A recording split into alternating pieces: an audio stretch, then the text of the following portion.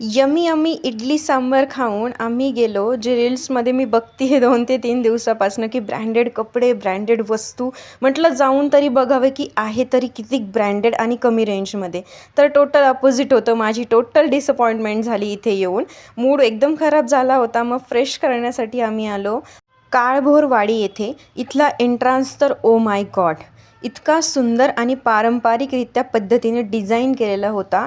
पारंपरिक पद्धतीने डिझाईन तर होतंच, पण त्यासोबतच इतके सुंदर कर्टन्सचे आणि त्यांचे कलर कॉम्बिनेशन देखील अगदी सुंदर होते. एकदम मस्त. बाहेरच आपल्याला शूज वगैरे काढण्याचे होते आणि आतमध्ये तर बैठक व्यवस्था तर अतिशय सुंदर होती. म्हणजे नॉर्मल टेबल चेअरपेक्षा एक मस्त काय म्हणतात त्याला, बसायचा एक सेट होता आणि जितकं छान एंट्रन्स होता तितकं छान जेवणही होतं इथलं. तर स्टार्टर वगैरे आम्ही एन्जॉय केलं आणि तिथली आम्ही जेवणामध्ये खाल्ली होती ती म्हणजे उंबर हांडी म्हणून तिथली स्पेशल आहे आणि ती पण खूप टेस्टी होती. Okay, bye.